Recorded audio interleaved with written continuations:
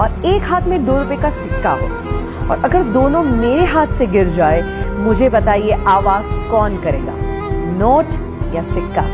Of course सिक्का। चिल्लर ही आवाज किया करते हैं। जब वैल्यू बढ़ जाती है तो ऐसी आवाजें नहीं होती। दैट मीन्स आप कनेक्ट कर सकते हैं अपनी लाइफ में। जो लोग आपको बार बार नेगेटिव बोलते हैं, कोसते हैं, समझ लीजिएगा वो चिल्लर है। तुम्हें अपना वैल्यू बढ़ाना है। क्रिकेट का खेल चल रहा हो, प्लेयर्स खेल रहे हैं और ऑडियंस चीयर अप कर रही है, चिल्ला रही है, शायद कई बार ताने भी मारती है, सुनाती भी है, आवाज तो करती ही रहती है। कोई भी खेल में आवाज कौन करता है? प्लेयर्स आवाज करते हैं कि ऑडियंस आवाज करती है? ऑफ कोर्स ऑडियंस आवाज करती है।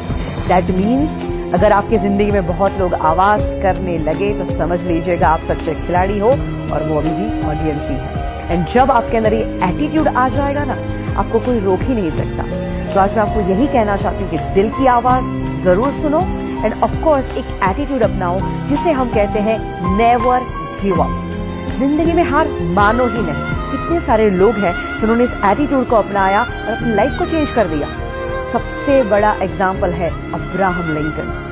दोस्तों, उनकी जिंदगी से इतना इंस्पिरेशन मिलता है कि जो बंदा गरीबी में जन्म लेता है, इतनी तकलीफें भुगतता है, इतनी हद तक वो डिप्रेशन में चले गए थे कि कुछ समय तो उनके जीवन का ऐसा बीता कि अगर कहीं चाकू छुरियां हैं तो वो वहां से चले जाते थे, क्योंकि उनको ये डर था कि कभी मैं वो चाकू उठा के अपने आप को मार न दूं। इस टाइप के डिप्रेशन में चले गए। उसके बाद बिजनेस में फेलियर के बाद जब वो पॉलिटिक्स में आए, वहां पे भी क्या हुआ? Continuously failures. बट फिर भी बंदे ने हार नहीं मानी, प्रयत्न करता गया और एक दिन आता है जब वो अमेरिका के प्रेसिडेंट बनते हैं, और ऐसे प्रेसिडेंट जो आज भी लोगों को इन्फ्लुएंस कर रहे हैं। He was the most influencing president ever in USA. He never give up. तो आप क्यों गिव अप करते हैं? हमारे ex president doctor APJ Abdul Kalam, उनकी जिंदगी में से भी बहुत कुछ सीखने जैसी बातें हैं। वो पायलट बनना चाहते थे और वो इंटरव्यू देने के लिए गए थे, और जब रिजल्ट आता है 9 लोग थे, 8 लोग सिलेक्ट हो जाते हैं और वो अकेले बंदे थे जो रिजेक्ट हो जाते हैं। इतना दुख होता है और उदास होकर वो एक कोने में चले जाते हैं और बैठे हैं, और वहीं से एक इंसान गुजरते हैं और वो उनको चेहरे से ही देख के कहते हैं कि बेटा तू क्यों इतना उदास है? तो कहते हैं कि मैं क्या करूं, आज मेरा इंटरव्यू था, 8 लोग सिलेक्ट हो गए और मैं अकेला रिजेक्ट हो गया। इससे बुरी बात क्या हो सकती है? तो संत बड़े प्यार से कहते कि बेटा शायद तू अभी समझ नहीं पा रहा है, और शायद हो सकता है ऊपर वाला तुझे उससे भी बेहतरीन कुछ देना चाहता है।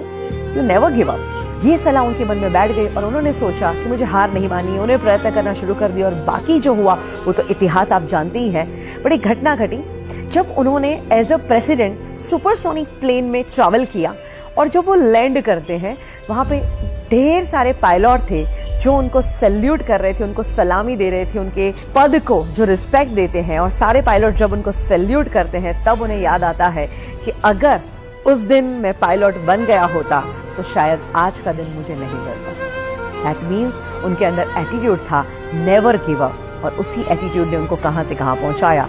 और सोचिए दोस्तों, अगर यही एटीट्यूड आप भी अपनाएं तो हम लोग कई बार चीज गलत ना हो जाए, मुझसे गलती ना हो जाए, इस डर से भी बहुत कुछ नहीं करते। बट याद रखिए, गलती वही करते हैं जो कुछ करते हैं। तो कुछ करने की हिम्मत रखिए।